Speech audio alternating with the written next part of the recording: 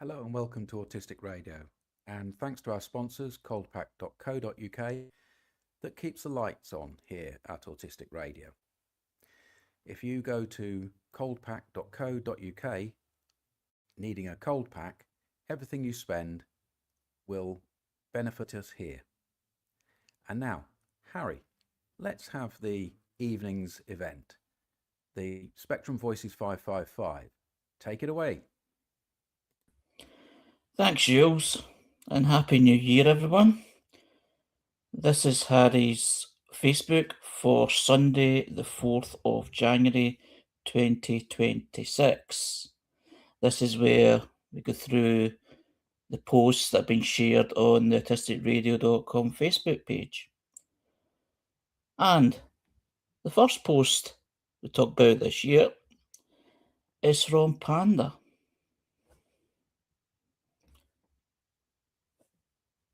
We're a charity organisation, and PANDA means Promoting Autism Neurodiversity Awareness. And I've shared the following. Musings of an Autist. No one is one thing. Intersectionality is where all our truths meet. Intersectionality means understanding that no one is just one thing. Our lives are shaped by the intersections of our neurotype, race, ethnicity, culture, class, disability, gender, sexuality, age, faith, migration status, body size, and every layer of our lived experience. It moves us beyond one-dimensional thinking, like seeing someone only as disabled, black, queer, working class, or neurodivergent, and instead asks us to recognise how these identities overlap and compound, creating very specific barriers and strengths. Intersectionality asks us all to understand that identities and experiences compound on one another, and to take those identities and experiences into consideration in all aspects of life.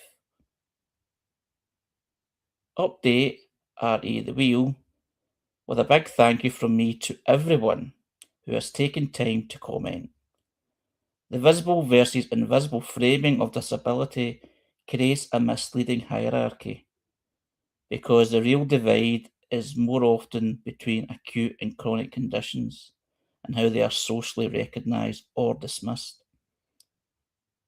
Passing, non-visible, or closeted disabilities may sometimes reduce immediate scrutiny, but they also render barriers and needs eligible. So treating them as analogous to structural privileges like whiteness obscures harm rather than naming it. The intersectional experience is qualitative different and not merely the sum of separate oppressions. It would be wrong to line up race, gender, class, disability, etc. side by side and then simply add them, precisely because this misses the interrelations and simultaneous interplay of inequalities. Intersectionality, in other words, is about how interlocking systems of domination create a new compound subject position, not about stacking identities on a wheel. Quite heavy, but what's people's thoughts on that?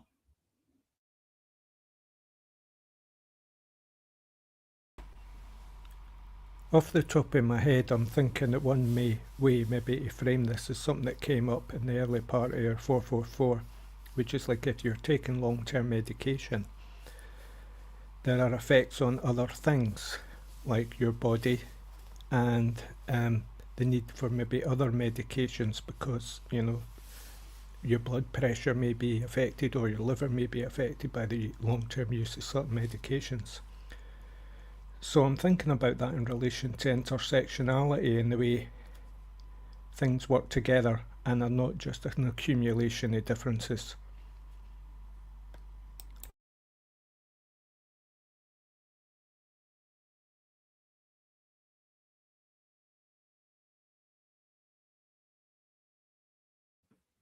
Although the latter part, in my opinion, does feel to go on the heavy side, I did like the beginning of it where it was trying to, or basically saying, simplifying it, but trying to be as fair as possible, and basically saying that identity and labels of all kinds separate people, but everybody is different anyway.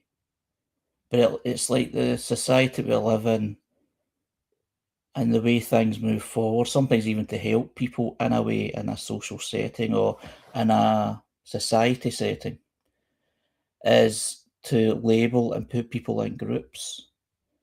But of course, what this is identifying is life's more complicated than that.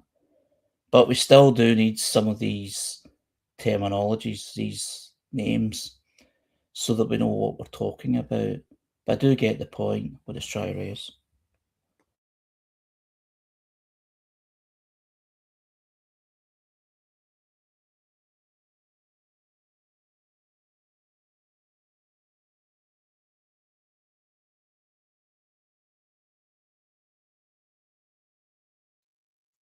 I think the graphic, the wheel, is quite useful.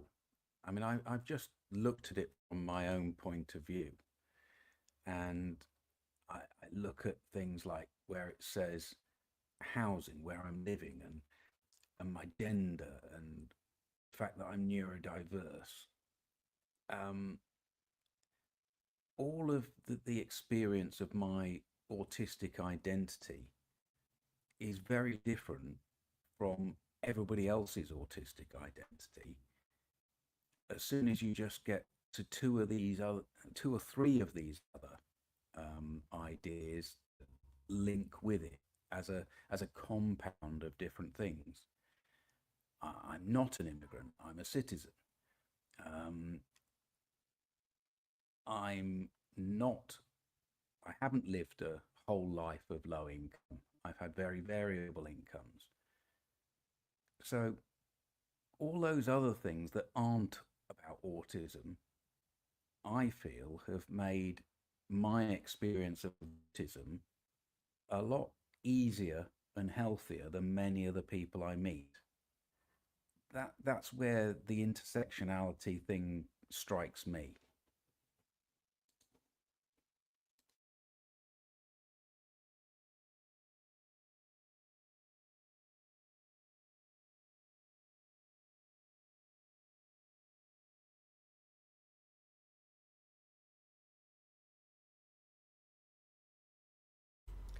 It's interesting that power is right in the centre.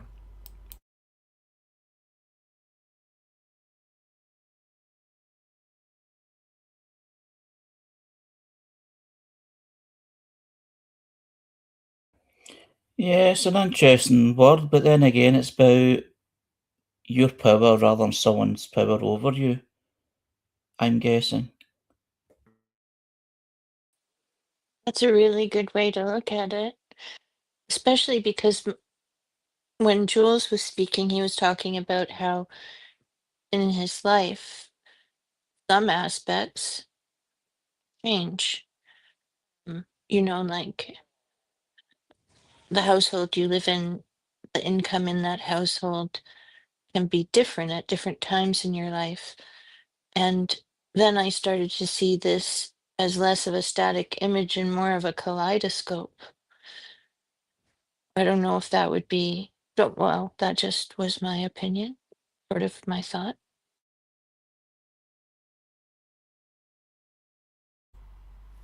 It's I like that concept of a constantly changing kaleidoscope.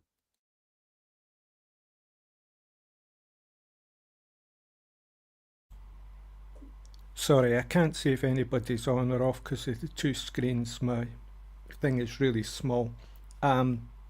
Centralised power, it seems, from the diagram.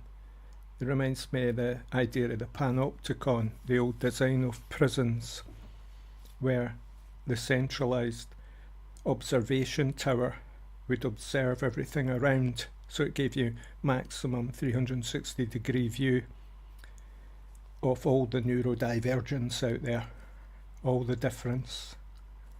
But then again, power is often seen as language, isn't it? And all of this is words.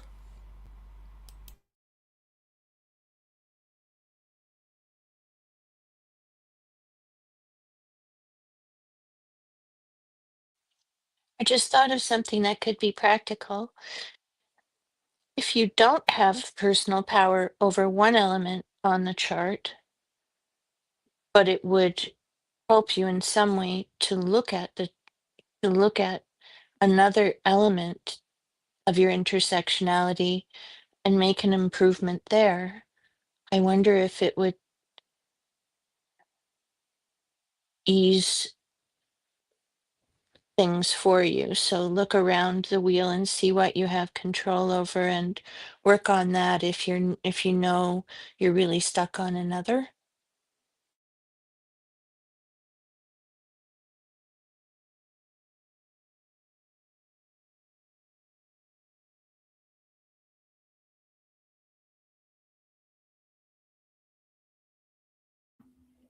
The next post is from Autistic Flair. Autistic Flair is an online community and resource hub dedicated to amplifying autistic voices to change perceptions of autism to create a more inclusive society. And what they're talking about is January and January challenges. That seems to be the norm in some societies. And they shared a presentation, which I'll share some of before we move on to discussion. And what it's called is the last thing autistic me needs right now is a January challenge. Everywhere I look, people are cutting things out or completely turning their lives upside down because that's what you're meant to do at the start of a new year, right?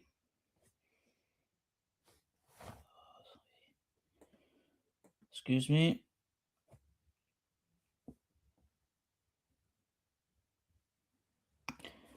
And I'm not here to judge anyone trying to better themselves, truly. This is just me being honest with myself, maybe for the first time. But the truth is, radically changing my life in January is the last thing I need. January is already known as one of the hardest months of the year. And as an autistic person, I need routine. December offers anything but that. By the time January arrives, I'm emotionally and physically drained.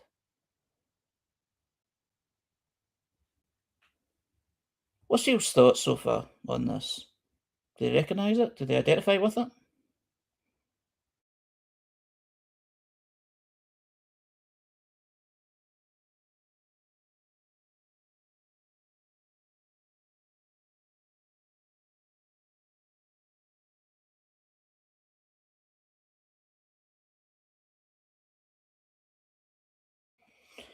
What Robbie shared is a lot of my identity was buried by masking, and trying to improve myself is an ongoing process.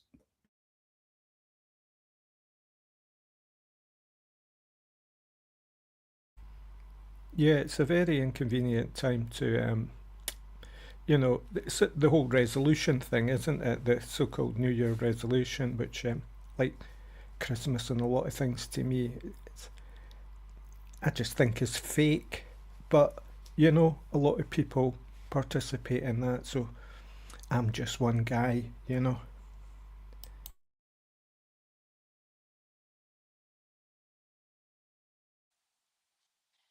The 2 days ago, one of my good friends, very understanding person, sent me a message, and I took it at face value. And he has a very, I realized after I answered it that he was joking in a supportive way, asking if I had set any, he didn't call them resolutions, but that's what he meant.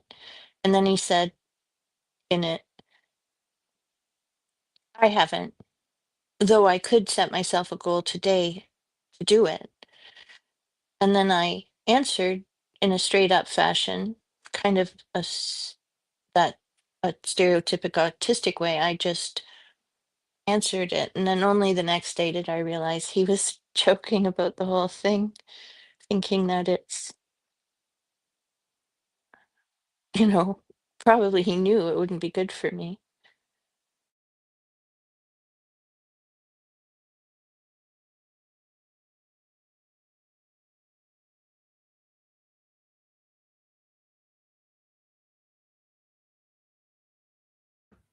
Yeah, it's been mentioned in the text, and I think I recall this conversation. Was the New Year resolution was not to make any more New Year resolution. I don't know if that was either through discussion here or even possibly a post that was shared, but that sort of kind of connects well with the post that we're reading and talking so far. It's just this thing of you don't need to have a resolution. It's just something people talk about, and it suits many people. I mean, I've did it myself. There's been some things that I've changed, but then sometimes the things that I don't change, it's like this pressure I put on myself. I mean, and also, it's not just that. It's like you're supposed to. Well, I don't know if you're supposed to, but people generally in conversation tell people about things like that. Like my New Year resolution is going to be I'm going to stop doing this. Something I've done for years and feel comfortable with. I'm just going to stop doing that for whatever reason, if it's through health or just changing the routine or whatever. And then you say you're going to stop doing that, and then you find it hard to stop doing it, and then you feel bad that you've lied because you're unable to do it. It's kind of, it's just one of those things. You know, it's good in one way, but another way, it's amazing how many of artistic selves can put ourselves really over a tiz over it because it's something that's expected rather than being a choice.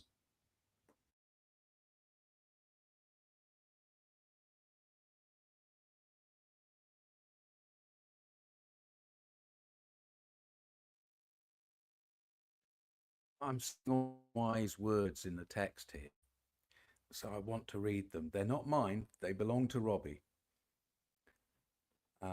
Robbie, who made the joke about saying that his last New Year's resolution was to stop making fucking New Year's resolutions, explains that defining a time to make changes equals pressure on him, especially as an autistic person. He also says that in winter, when he's distressed, that's the worst time to make a change. And he sees that every day is a new beginning. Waking up every day is a new beginning. And I think that leads into this idea that a, a new year beginning is a false thing. If it is an impetus for some people to make a change that they want to make, fine. But like Robbie says, if every day is a new beginning, then every day you get the opportunity to make a change, not just the 1st of January. And the changes that have stuck in my life are not ones that I ever made on a specific date. They're ones that I decided that needed doing, and gradually I got into the position to make myself accepting and ready to do it, and all that run up, and then when I was ready, I didn't wait until January the 1st to make the decision. I got on with it then, and I think those are the ones that stuck. I like that, Jules. I often think that we're constantly changing, and it's just getting used to that idea, aware of that constant change. It's very gradual, you almost don't see it. But if you can get into that kind of time frame rather than this decisiveness thing, which is like choice, isn't it? It's like hit or miss sometimes. So I think I would reflect on what you just said there in that sense of like, don't put the pressure on for a yes or no button. Just be aware that things are constantly changing.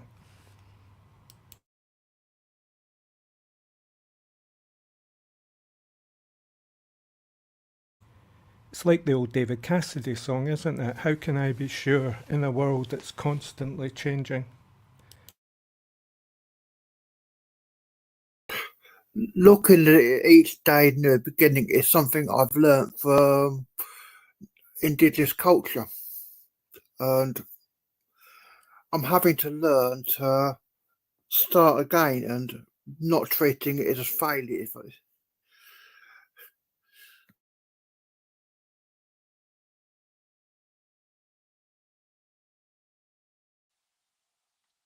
Yeah, I like that a lot, Robbie.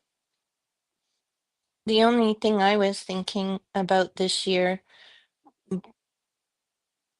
is to see the sunrise more often, which is very similar to what you're saying, and more easily done in the winter.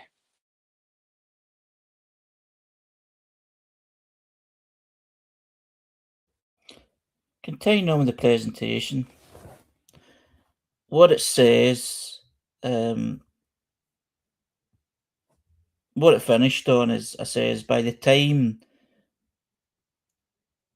what I stopped at the, I'll just shut up, just go on with it. Just continue with the presentation. By the time January arrives, I'm emotionally and physically drained. My usual interests, mostly running and cycling, are often disrupted by the weather. Today's snow is a prime example. This means my usual movement, energy levels, and mental reset just disappear. Eating different foods at different times, without my usual I know this works meals, is way more draining than it sounds. I enjoy trying new foods in small doses, but when that lasts for weeks, it stops being fun and starts feeling overwhelming. Even small things, like not having my usual morning order or weekday structure, throw me off more than people expect. And the pressure to be sociable and have a picture perfect break ramps everything up even more. So when January comes around, what I need isn't another reset, challenge, or transformation. What I need is to return to my routine.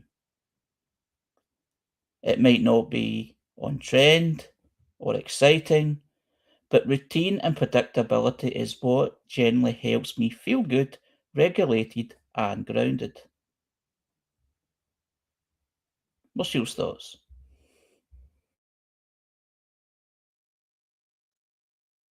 There's a link back to the intersectionality thing here, isn't there? If you've decided or you realize that there needs to be a change, it's usually something that you have to go without. Stopping smoking, stopping drinking, eating less, exercising more, going without certain things, going without sitting down and doing nothing. And those kind of changes are all affected by everything else in your life. So this time of year, when the weather's bad, things aren't easy for us to do, the other supports in our life, the other intersectional supports and things, if they're not in the best position, how can we make these big changes, this one big change that we want to make? I don't think I gave up alcohol, which was a huge change I had to make, until other things were more certain, more settled, more organized, and I had a basis to work from. And I don't think this time of year generally is the basis to work from, to give yourself privations. And like the poster says, we need to get back to our secure footing, our foundation from which we can have the strength to make changes that we know we need to make.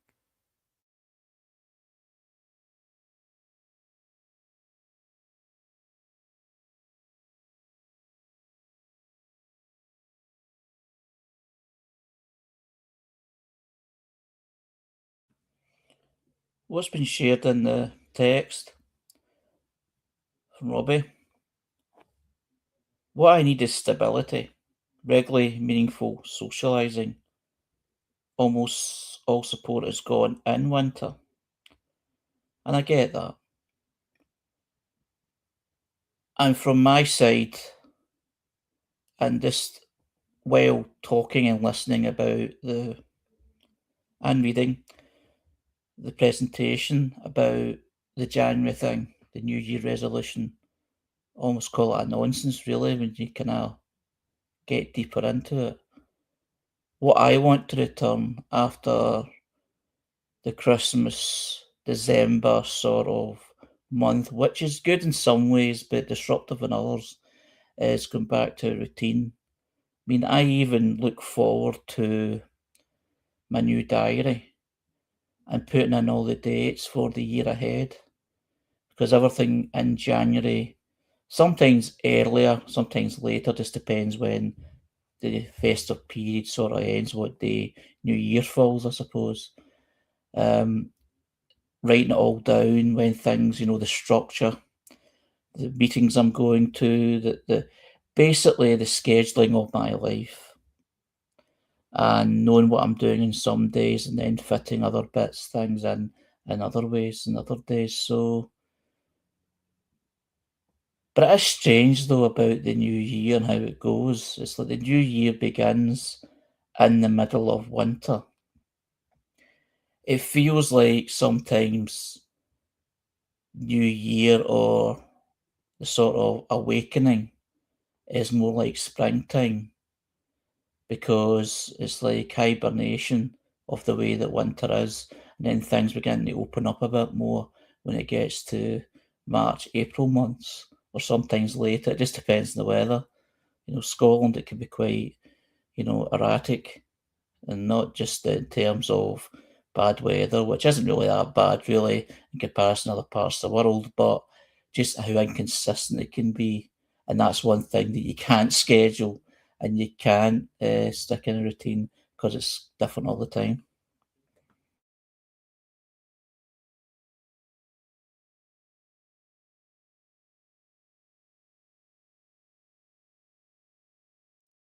I think some cultures do make the spring equinox the start of a new year. And I seem to remember there are cultures which make these changes in the springtime because people feel as though they have more.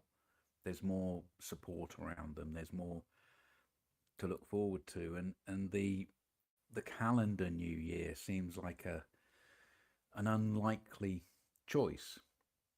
We have people saying that Robbie says spring would be better, a much better time to do new things, and that almost all support is gone in the winter time. Socializing is more difficult, being out, all the activities are more difficult. So if you're removing something from your life at the time when so many other things have been taken away, it makes things much more challenging.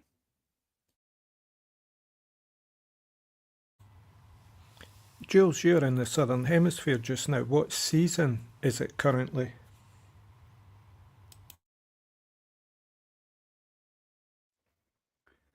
Well, I'm not quite in the Southern Hemisphere. I'm really far down south, towards the equator. And we were having a discussion, and we're looking at the vegetation, and the vegetation here looks more like it doesn't have a season. There's rice growing in the fields in all stages. But I was having a meal with a local family, sitting down on the floor inside a shop that I had bought something from a few hours ago, and they were explaining that the chapatis that we were eating were made of sorghum these 2 months, and the previous months they had been chickpeas, and then the previous months they had been wheat. Yeah, seasonality is very northern based, isn't it?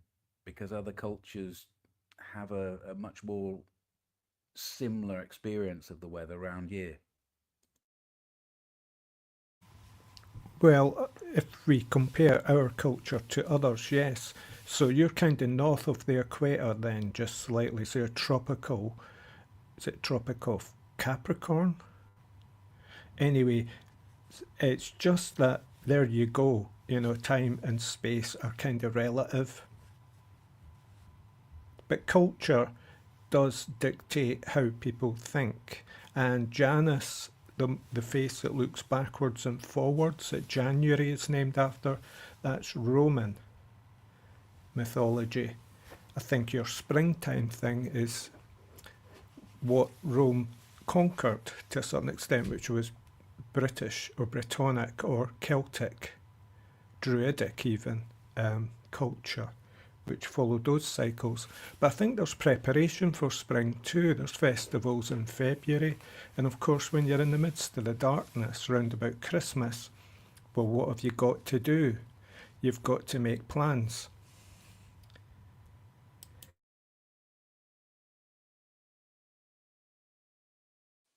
Yeah, I agree with that a lot. And it was the Romans who decided when January 1st was, I think. I'm pretty sure. And also, it wasn't always that somebody needed there to be a first day of the year. So that's when they calendarized it.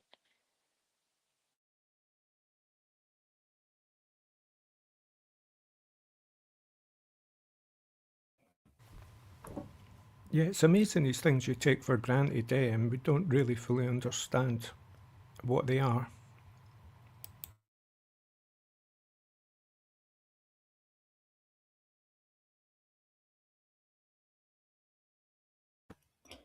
The next post is from But We're All a Little Autistic, Aren't We? And it's a personal blog from writer Emma Dalmain. And the post is an introductory post, but also a milestone post, which is celebrating 500 followers and thanking people for following. So thank you to everyone who is following. An intro: my name is Emma Dalmain. I'm an autistic mum, campaigner, author, activist, and CEO of an autistic-led organisation called Autistic Inclusive Meets, based in South East London. I have written 3 books so far. 2 are on the www.elklan.co.uk. It's an autism thing, I'll help understand it, and Susie Spins. And my newest one is called But We're All a Little Bit Autistic, Aren't We? The collective works of Emma Dalmain. I debunk the saying, we're all a little bit autistic in the book. Please do leave me a review on Amazon, Ekland Books, or Waterstones if you buy any of my books. I love to read what people think of them. We've shared Emma's work before, so I just thought I'd share it again. Most people's thoughts. Has anybody read any of Emma's books?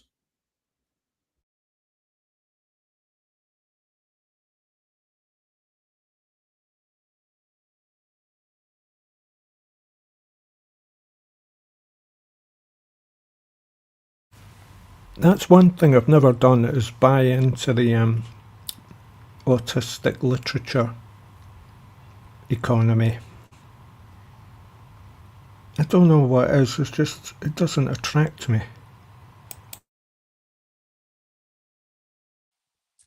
I have an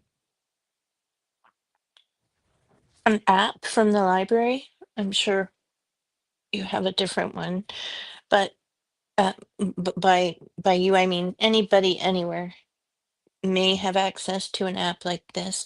So sometimes I withdraw a book on the app and just listen to the first bit, and I've never yet found one that I would like. Though I will say, based on these titles And the fact that she debunks the myth that we are all a little bit autistic, aren't we? They do sound lovely, like Susie Spins sounds like something I might like to give a try. Yeah, it's like a book to have a relationship with rather than us in this current culture dipping in and out of AI created snippets of information, even Wikipedia entries, you know. It's like, oh, I've got an answer now, I know what to say now, I know what to think, I found it. Whereas with a book, you could sit there and just explore in its continuity the voicing, the character, the feel of the relationship.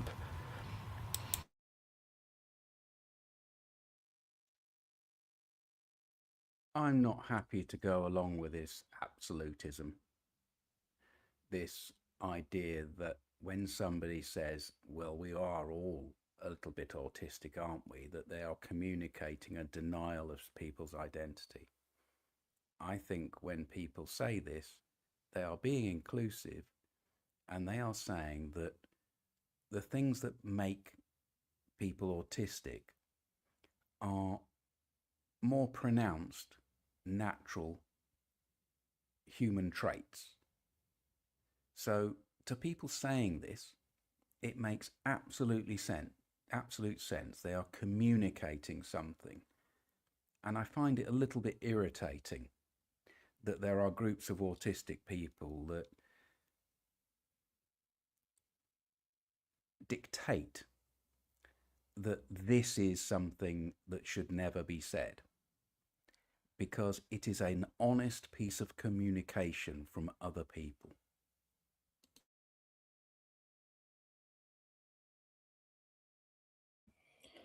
I think it's just a defence mechanism, possibly in other opinions as well, of feeling possibly patronised by that sort of statement, whether it's going to be as inclusive as it can be or not.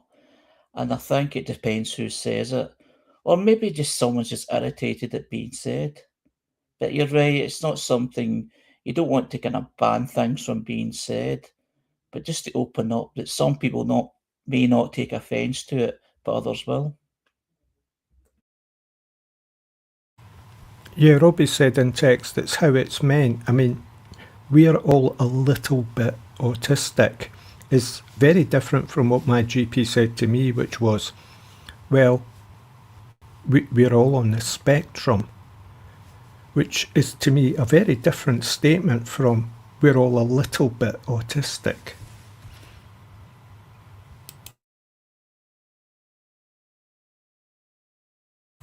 It's almost like a little bit autistic. It's like appropriation. It's like a neurotypical person saying, you don't get to own this autism term, which you shouldn't anyway. But, well, shouldn't, I disagree with. But, and so there's this thing of taking it back, appropriating it back and saying, but we're all this, it's not just yours.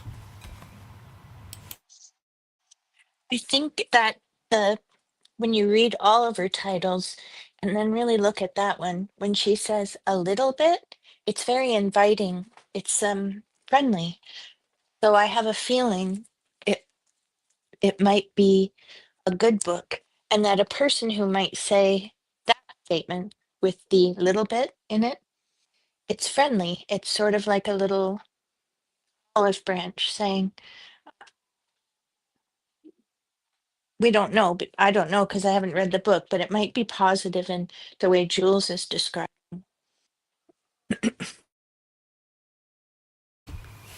Maybe, but I see it as diminishing.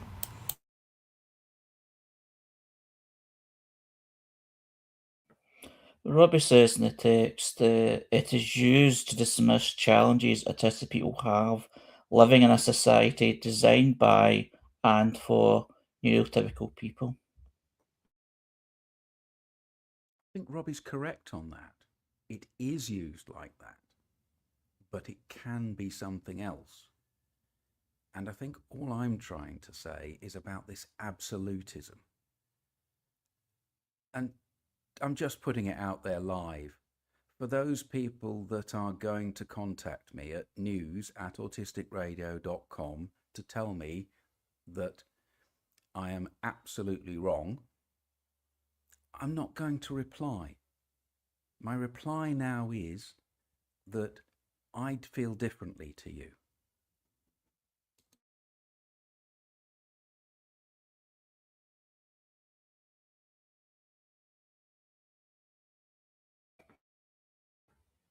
The next post is from Echo Rainey, who is from Life of Echo and is a happiness consultant and speaker and author and facilitator, helping humans to be emotionally equipped, joy without guilt, boundaries with heart, corporate coaching, educator workshops, evidence-based and based in the United States.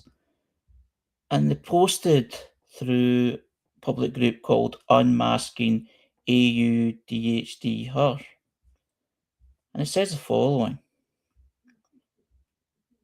you are allowed to be proud of weird little wins, like drinking water before coffee, like not texting someone who made your soul feel small, like folding the laundry even though it sat there for 3 business days. Your life doesn't need to be impressive to be worth celebrating. Let the small things count too. What's your thoughts?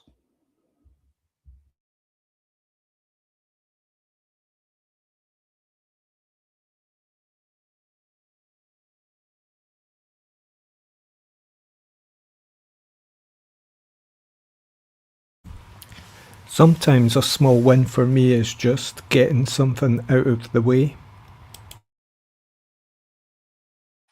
I like that they're weird little things. It means this list would be different for everybody.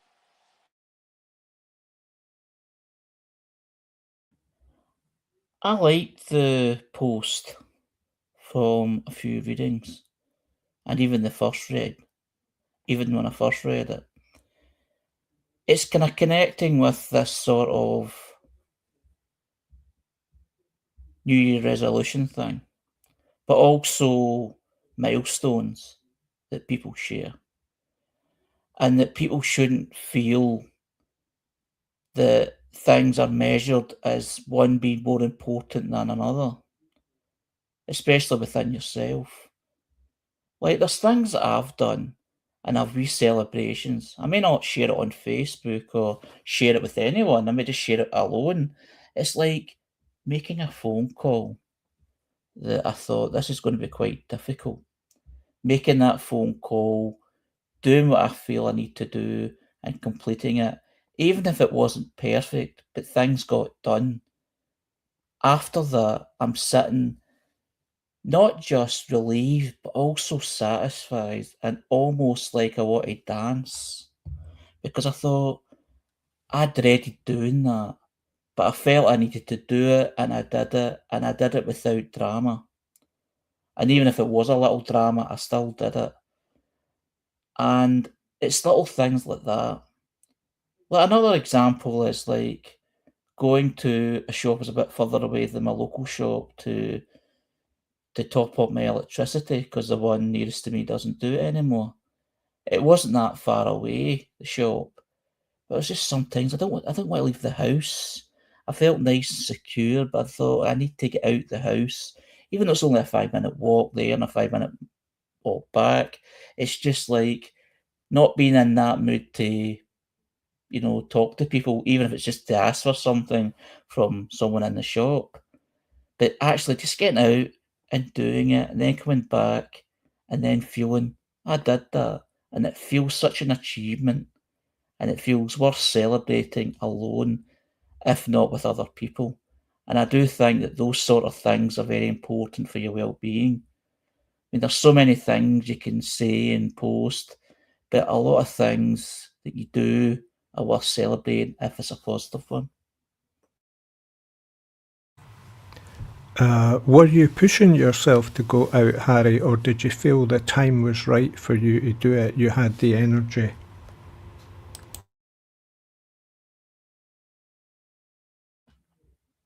I felt, don't get me wrong, I delayed the things that I'm talking about. Sometimes I delay by a day or two and then get myself kind of prepared for it. And then once things feel right enough, just to just do it.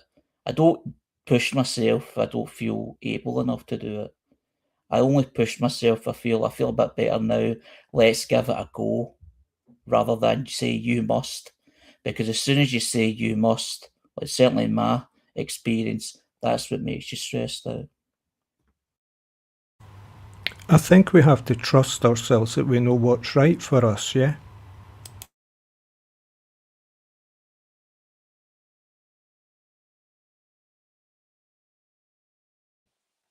Yes. I love what you said, Robbie. Sorry. I love what you said, Harry. Sorry.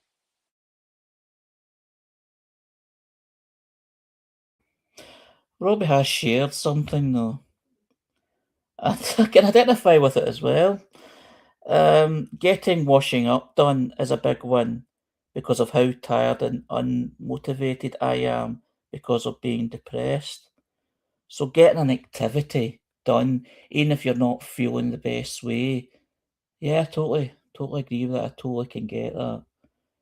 And he also says, what is small for one person might be big for someone else. Yeah, I can remember doing the washing in the bath with my feet and stuff, you know, when I didn't have a washing machine. It's kind of like now it's just load it up, fill it up, switch it on.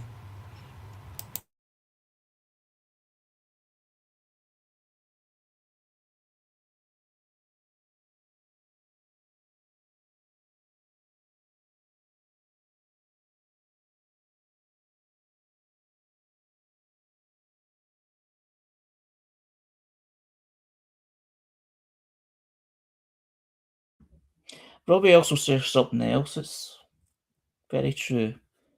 The word must. Must makes it a demand. Totally agree.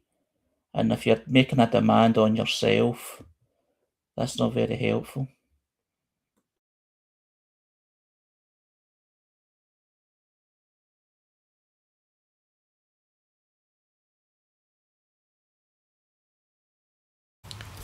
Jules is saying in the text that we are some of the rudest cunts out there.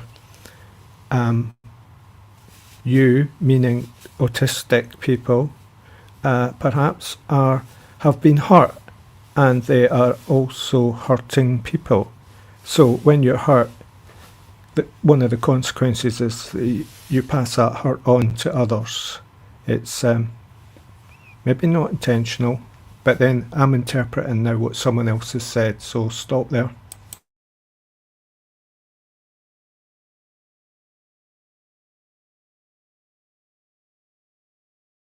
I don't know if I'm saying it elegantly enough, Ray. I live with I am surrounded in my life by autistic people. My relatives, my wife, myself, my friends. And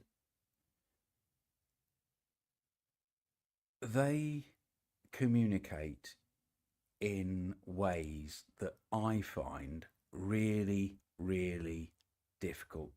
And I find that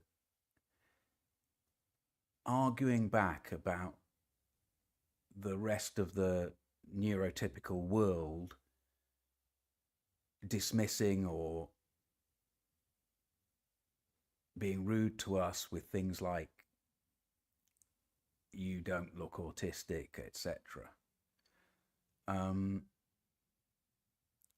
should be tempered by our understanding of what we are doing and how we are communicating to other people.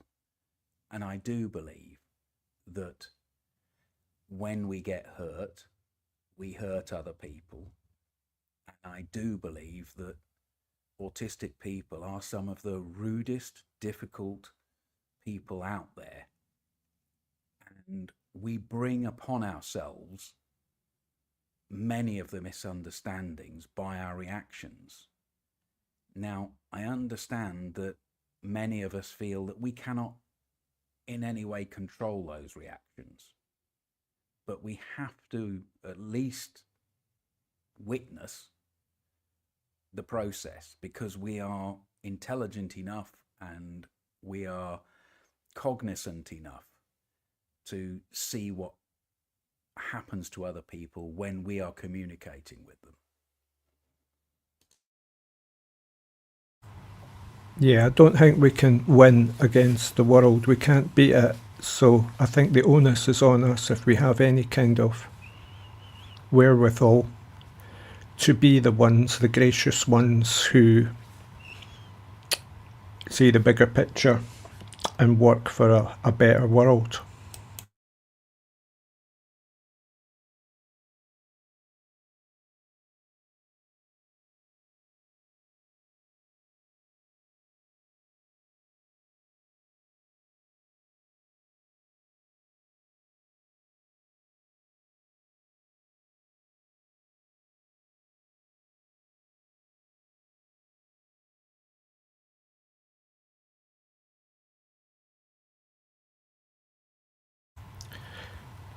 So Harry's on a wee break there. Should I read the next post, or shall I wait for him coming back? Has anybody got anything else they want to say?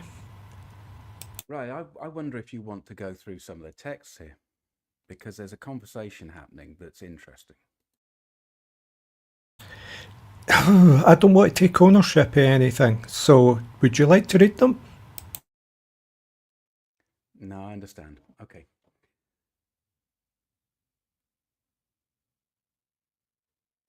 I'll read them though in a very neutral way, because it's good to be neutral. So after what you said, we had, well, I was, replying to what you said about being hurt and also hurting other people, and what you were saying about the autistic environment. And I thought, like, does this mean you like normal people for a bit of relief? And then Robbie says, I have had same problem with autistic people, so I'm sure he's agreeing with you there, empathising. Teresa then says, agree, my sister often felt that I thought she was stupid based on my reactions and communication. GR said, compromise is no crime, which is the idea of, well, there's a lot in that idea. Robbie says he gets tired of blame culture. Harry is back. And then Robbie says he gets sick of people assuming that he has misunderstood what they have said because he is autistic. I don't know what he means. They think they're using the autism as a... Oh no, I'm interpreting. Fuck off, Ray. Stop. I've on numerous occasions had people assuming that I'm the one that's had that's misunderstood because I'm autistic. This idea that autistic people always get things wrong. So their interpretation.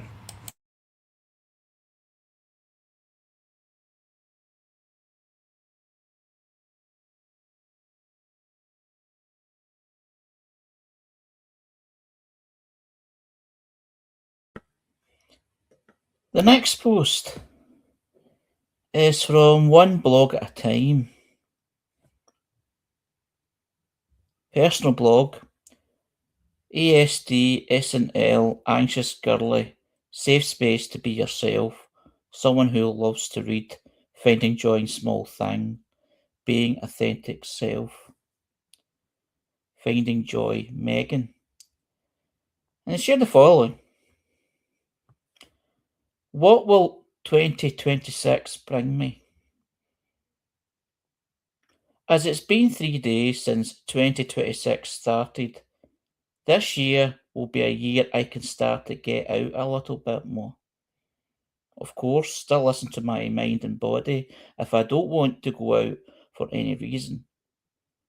But little steps just to leave the house for a few minutes, whether it's going for a walk or even going food shopping, etc. Hopefully this year, try and go to a concert and watch my favourite K-pop group BTS. As people on here know, I'm a huge fan, as I love their music and what they stand for as a group and as individual people they are. Try and see my friends more, as socialising is so important for my communication skills and also my mental health. Carry on with jumping rope, skipping, to keep my body moving and also staying healthy. And find some new hobbies to do and also try new things that can may be fun or scary to do. What will be your new thing this year? What's people's thoughts? This one Oh, kind of turns it on its head. yeah, I love it because she's just putting a list of things she could do, not stop doing. And also, if she doesn't feel like it, she won't do them. But I especially love skipping, and it made me wonder, the feeling you had skipping when you were little, it was such a nice feeling. I wonder if you skipped, because usually you skip because you feel happy. I wonder if you were skipping, you would feel happier.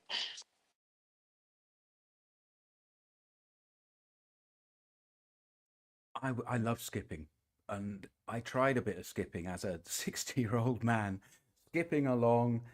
Unfortunately, I loved it. It gave me a buzz, but my knees aren't great for it, and walking is actually easier on my knees.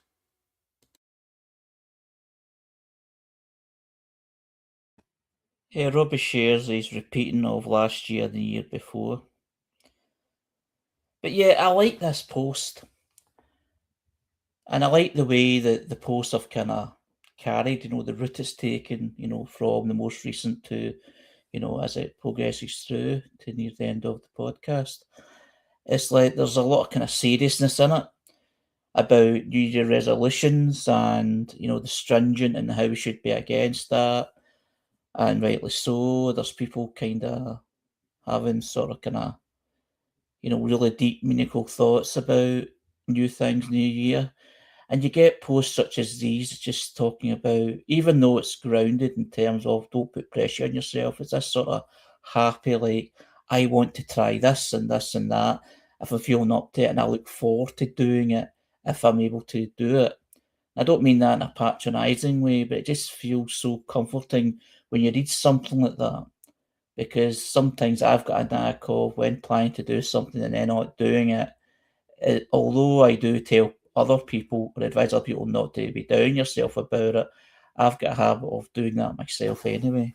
It's just a nice, happy post that is nice to share for the new year. And it also asks others what they want to do.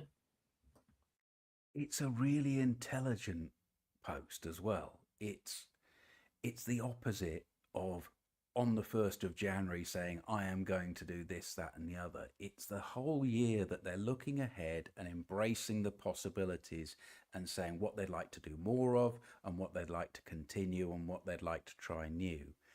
That feels much healthier as a new year look forward. I congratulate them. I like to see the expression of desire, and there's a lot of it in the autistic community. I may not agree with a lot of it, but yeah, desire is an important aspect to life, realising and expressing that aspect of yourself.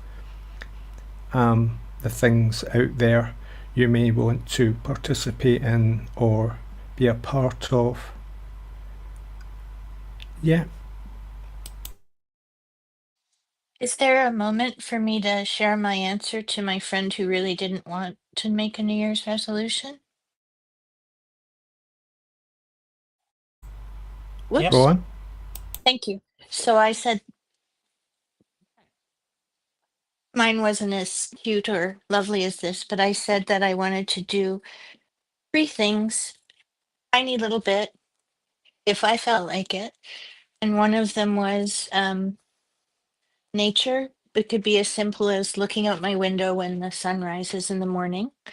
Another option, because I don't have to do these things, were I called it sports phys ed, but I could simply watch something on the Olympics. I didn't have to actually do it. But if I was going to do it, I would do this thing called an AWE walk. I go for a walk, not for exercise, but to see what wonderful things I could see. And the third one was it honestly could be 5 minutes a day of some music, looking at some beautiful photography or something, but no pressure, a few minutes a day of something good.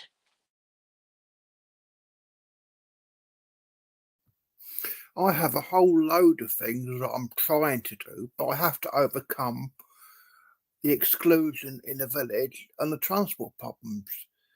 I want to work on my music. I want to go out wearing some of my costume stuff more. But I have all these obstacles put in my way by neurotypical society that has to be sorted to enable it.